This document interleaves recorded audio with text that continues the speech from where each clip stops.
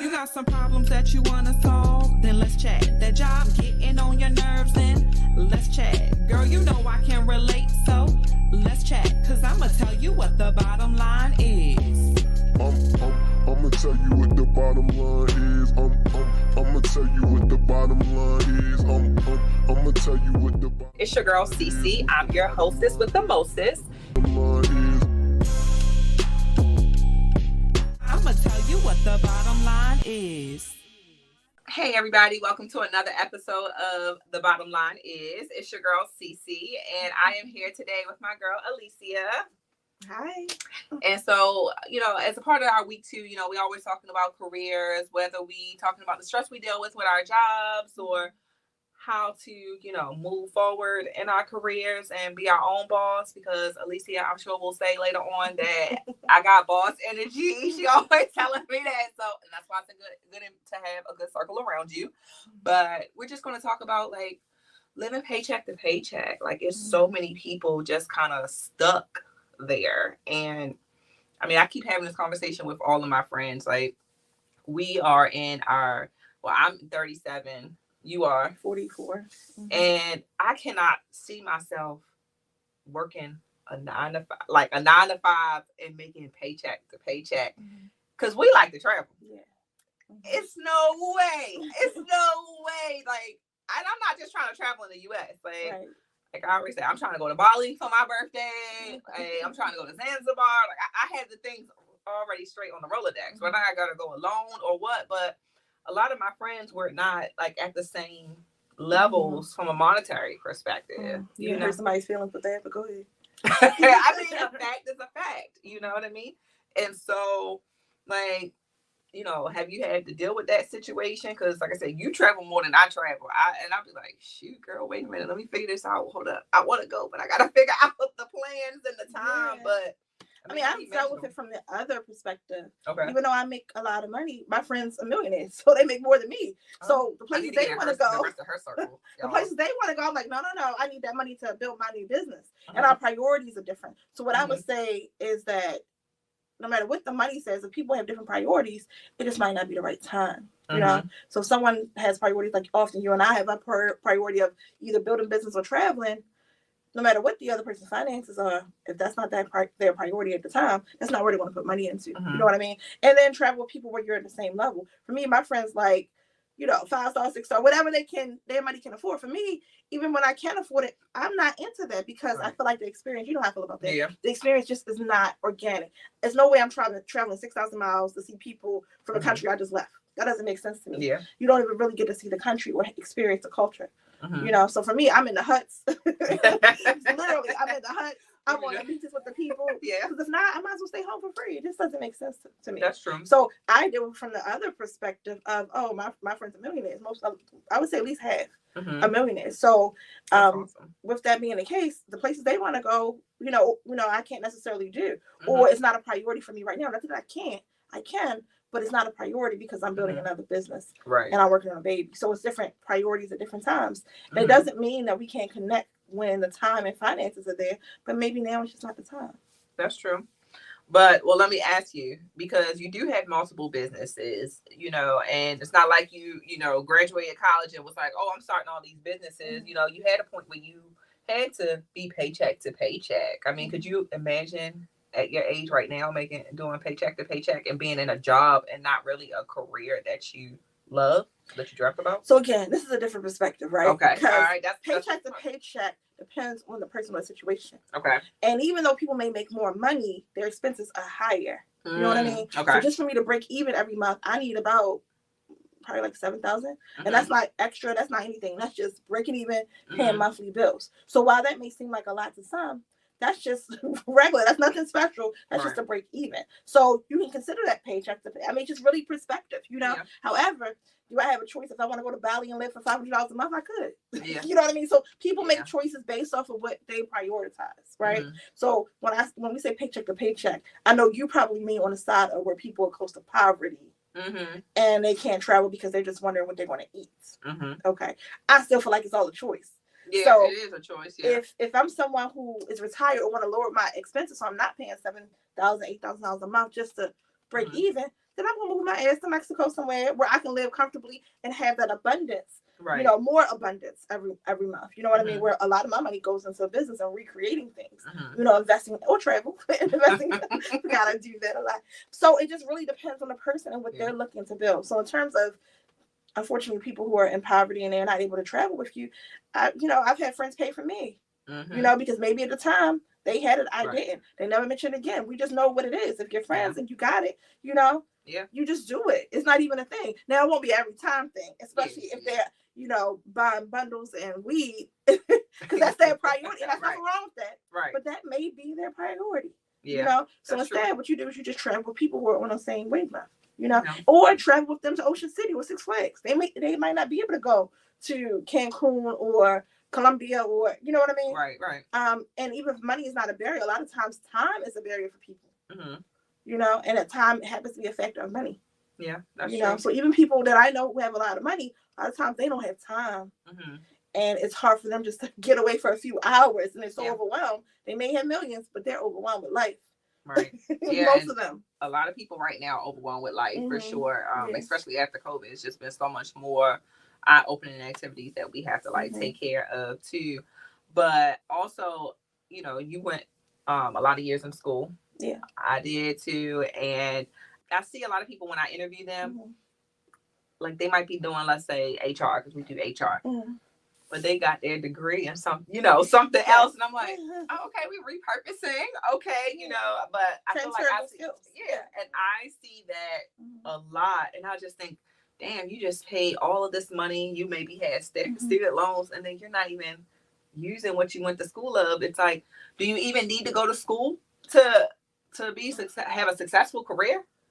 I mean, if you're going to be a doctor, if you're going to be a lawyer, if you want to be those type of fields where you're required, right? It's a requirement. Yeah. I don't believe people need to go to school to become a business owner. I own businesses before I finished school. That's just, if you don't have get up and go, it doesn't matter what school you go to, you're still going to be broke. It doesn't matter how many degrees you have. If you don't have tenacity, not quitting attitude, nobody can beat you attitude. You are your, greatest advocate type of attitude. You're going to be broke anyway. So it's a train of thought to me. Right. That's my opinion. You know what I mean? So I love school. And if I felt like I should go back to school for whatever reason, at this point it would just be a personal reason, and I felt like I had time, because I don't have time, then I would. Because I just enjoy learning. Right. However, do I believe a lot of those things that, that I needed them?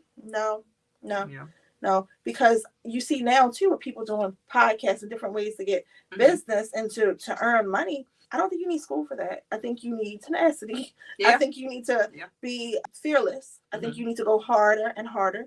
I think you need to ask people for advice, tips, be open to constructive criticism. A degree doesn't teach you that. No. Yeah. I swear. I feel like the things that I go through in my job as a director, or even when I was a generalist, my school didn't prepare me for some of those things. Like, okay, I took an employee relations class, but it didn't prepare me for what to do when employees are fighting, on the job. Right. It's like, well, what do you do? You know, so you're dealing with that. But yeah, it's a lot. So I don't know. I feel like, hand in hand, but yeah, just not being able to do what you need to do and what have you. But so you mentioned earlier too about starting a business, right? So you said you had many businesses you started while you was getting your degree. So like, what was it that pushed you to wanting to, start that start that business? I've always known, I come from a family of entrepreneurs, so I've always known I would have my own business of some kind. And I'm just the type where I feel like I'm good at a lot of things. So I'll try this, I'll try that. It doesn't necessarily matter to me as long as it's ethical, as long as it generates money. When I was younger, I didn't mind working really, really hard, like physically. Now at this age, I'm not trying to do a whole bunch of physical lifting. It's more so mental, right? And hiring other people to do the work and just really coming up with the ideas and bringing them to fruition. So I think the work has changed, and then also now I'm looking for higher levels of money. So if it's not something that's going to bring $1 million, I'm not even considering, because we all have a certain amount of time. Whether it's through the day, through our lives, whatever it may be. So if I don't feel like it's beneficial enough, to me, $20,000 it's nothing. So that's not beneficial enough for me to take my time and energy, put in that same time and energy that would generate $1 million or $2 million, or especially for long-term type of businesses, just doesn't make sense to me. So now I look for higher level things. But again, it could be because I learned through a lot of job experiences Right. and having my own business, and different businesses brought me to this point too. Right. You know, where you learn how to work with people, you learn how to I don't like to say sell, but up share. And I like that word when you say up share. Yeah. Yeah, and you know, get more profit for your business, you know, to where it's making sense. So I just say all that to say, even after these businesses, there will be more. Yeah, no, for sure. So, yeah. And one of your businesses I want to highlight too is helping people actually start their own HR business. Did you want to talk a little bit about what you do there? Yeah, I mean, it kind of brings you back to the idea of having tenacity. Yeah. So in my course, Build HR Your Way, we don't go into the nuances of HR, meaning we're not teaching employee relations. We're not teaching the nuances of recruiting. We're not doing any of that. It's assumed that you know HR at least to a certain level. What we're doing is teaching the business aspect, everything from the root of the tree to the top of the branch. So whether it's choosing your business name, company colors, getting your website together, how to pick your target market, how to talk about what you're selling, how to be involved in networking online, everything you could think about in terms of the business aspect, how to accept payments of, you know, your consultancy, because that's the main thing. I would say a lot of folks may know HR, but the business aspect is lacking because they've always worked for someone else, and it feels like it's security in working for someone else. But meanwhile, there's only one company, one person deciding your destiny. If you are working for yourself, and there are several companies that are paying you, the options are limitless. Right. No, for sure. And, you know, I always say when we are doing videos for your business too, it's like, you know, yeah, people have that fear. It's like, you know, you can do it because obviously you're hired, you know, in the current job you're at with that company, but that fear of being able to do it on your own without the backup and that security. And, you know, I always say too, it's important to have a good support team, you know, around you. So who supported you when you were starting your business? Yeah, me and God. But I didn't need anybody else, to be honest with you. But that's me. I know people need, and I want to be the support for them. You know what I mean? I've always been the coach, the player, the cheerleader. Yes. You know, and she means the customer for myself. Right. You know what I mean? Because if somebody else can do it, I always believe I can do it. I just never think anything less than that. You know what I mean? Right. But again, it comes from a household where my father, even now at 80 years old, he's still working, has his own business and enjoys it, you know? Right. So it comes from my upbringing, I believe, more so. I like to say it's all from me, but I know for sure it's from my upbringing, you know? Oh, for sure. And I just recently started my own HR consulting business with the help of Alicia. So again, I say you definitely need to have an accountability partner, because every couple days she would say, what have you done for your business today? You know, because yes, I had that boss energy, but then I also was tired of feeling silenced in my job. And then recently at my job, like being told I wasn't good enough, when knowing that I am a boss when it comes to certain skills. Like, who are you to tell me that I'm not good at what I do? Like, I'm damn near good. You know what I mean? I've trained other people to be good, you know? So it's like hearing that, it, you know, it kind of, I think, affects your, I want to say affects your mental, but it just makes you, you know, feel like you're not worth it. But you really are. Like, you did whatever training you had to do to get to that point in life. And why not be able to share those tools with somebody else? And because we always sitting and thinking, oh, I could have did it better if they allowed me to do it this way, or whatever the case is. So now it's just you putting your ideas and your feelings into your own pot, you know? And so, well, before we kind of get to the next topic, do you want to tell them how they can find the course and information? Sure. I think the best way probably is to contact me through LinkedIn. And I'm under Alicia Williams. That's Alicia Williams, located in Maryland. So if you search through there, you should be able to find me. And of course, it says human resources. So that's my best way to communicate. I love LinkedIn. I'm pro LinkedIn. That's where actually, for a business like mine, we get most of our customers from there. So LinkedIn is by far my favorite. And LinkedIn is a good tool when you're starting. I feel like any type of professional service business, LinkedIn has really increased how they run things. Like I just had the purchase the Sales Navigator premium package, but they have a recruiter package, and they have all of these other things that can help you really maintain and increase and enhance your business. Because LinkedIn used to just be, when it was created, like a professional Facebook. That's how I used to think of it. Now it's like it's growing into its own thing, and it's like, use those tools to the best of your efforts. You know what I mean? So, and I was just talking to somebody else too about job hopping. Before we get to that, we can just double back. Yeah, so I want to double back to the part that you mentioned, how when you were working at the last place, how you weren't encouraged as much as you could have been, or you were told maybe you weren't as good as you thought you were, those type of things, and it crushed your ego a little bit. Right. And I encourage anyone, when you start to hear those things where you're working, don't take it as a sign that you're not good enough. Just take it as a sign that you're not where you're supposed to be. And use that energy to make actionable moves to elevate yourself and move on to the next situation, whether it's your own business or another place that appreciates your skills. So that's what Sierra did. That's why she started her own thing as well. And then she moved on. And I'm sure she's going to be appreciated where she is.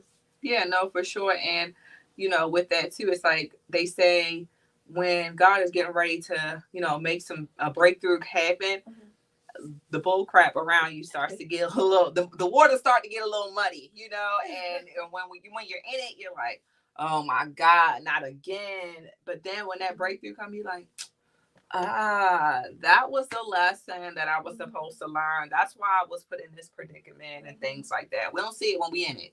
Yeah, but one thing about boss energy, like I told Sierra, she may feel calm now, but she's going to feel that angst again. Yeah. Because she's meant to always have her own thing. When you're working somewhere and it's constantly like, you know, either they're saying you're not good enough or you're feeling like they aren't offering what they should for the position or respecting your position or your authority or your knowledge, it's time to move. And you constantly feel that, it's time for you to get your own shit. Just the bottom line. Because it's nothing like having your own business. And people want to talk about you too, just like you talked about the last bosses. That's just the nature of it. When people think they can do it better, let them go do it better. And you also go do it better somewhere else. Right. No, for sure. And so another thing I wanted to talk to about was job hopping. Because our generation, I don't think, and I mean, hey, I don't have the exact stats. I didn't go survey the world, okay, or everybody in our generation. But nobody stays at their jobs for 5 years or more. Yeah. I was just telling somebody, I have not stayed at a job, or at least in the same position, for no more than 3 years. And I mean, I have friends actually that are a little bit younger than me that do, which is great because they also get promotions too. But I feel like when I would go on interviews, people will talk about, oh, well, you know, tell me about yourself, right? And then you're saying, oh, yeah, I was here, I was there. I try not to, when I answer that question, to date it. I just say, oh, this is the experience I got while I was here, and it helped prepare me for the next role of such and such. Yeah. But I had one person, they were like, so you were only here for 2 years? Oh, and then you were only here for a year? But then I come back with it and say, but those were upward movements. I didn't just make lateral moves. When I went to another job, I continued to move up and gain more experience. So it's like you have to redirect that person's thought process to say, this is why. And some jobs I have been at for only 6 to 8 months or what have you in my career, and I don't list them on my resume. I really haven't had anybody ask me about gaps in my resume. Not going to. But what's your thoughts on, like, how long have you, like, what's the longest job you stayed at? Oh gosh, maybe 9 years. But that's again, I was younger, so I'm about to be 44 now. That was when I was like 20s or something, like 9 years, and it served its purpose. So I was in school and I was going to become a pharmacist. So that was the reason why. And they had really good benefits. It just was a good job for a young person who had a lot of energy. My job, I had to stand all day counting prescriptions. I loved it actually. But I'm so glad I did not become a pharmacist. So I know. I had forgotten all about that. You had told me that when we first met. So glad that one of the pharmacists there talked to me and had me change my mind. I'm so glad I listened. I wonder if he's still there, but that's good that they saw that in you, that you could do more. Because if you had just did what you had already made your mind up, quote unquote, you know, then you would have been a pharmacy manager or something, you know. No, I know me, I would have had my own pharmacy, which I'm still working on now. So look, I need to include in here like all the businesses that she has, because I don't even think I know them all myself. Why not? You know what I mean? I think so back to job hopping. Sorry. Over that. So let's talk about why someone would want to stay at a job. Let's talk about that. Okay. And if those things aren't maintained, then why would you stay? Right. The thing is, the same way you have any other relationship, you have a relationship with your job. That's what it is. So if you aren't being happy in that, why? And it's not like, you know, where you're feeling like it's reciprocal, why would you stay in any relationship that you're not happy in? But especially one where you're spending at least 40 hours a weekend. That's true. If it's not meeting your needs, why would you stay? Okay. And if you are staying, why? Why would you punish yourself in that way? If you love yourself. That's just how I don't know. Yeah. That's how I think about it. Like, why do you want to continuously allow yourself to get underpaid, underappreciated? Everything is under. Like, There's no overs there in that. Yeah, well, in those it's over. questions. It's overworked. Yeah, And that's the problem. True. And that's even more reason why you got to move on. So, I mean, things have changed though. So let's go back to like my mom's generation. My mom was born in 49. My dad was born in 43. Well, we'll talk about my mom because she stayed at one job her whole life. And she was at CMP Telephone Company. I think it changed to Bell Atlantic, then Verizon or something like that. And she stayed there for like 30 something years. But they had a lot of benefits. They had a union to fight for them. They had upward mobility possibilities. They had growth possibilities. They had a lot to offer that now a lot of companies don't. Yeah, it's not the same. So they had, and then you could move up the ladder without having a college degree. Yeah, and a lot of people in that generation really didn't have college degrees. They were grandfathered into these higher management positions. Right. Now it's not the case. Right. You can't necessarily get in these higher positions without having a degree. Yeah. You know, so it changes things. So bachelor's degree for a lot of positions is just the minimum. You know, it really doesn't make you a whole bunch of money. It just gets you in the door. Right. You know, and to get even more money, you have to have more degrees or additional certifications. But if you have that, then why would you work for somebody else once you've mastered it? I still don't get it. I still don't get why somebody wouldn't want their names to be the one who signs the check. Yeah.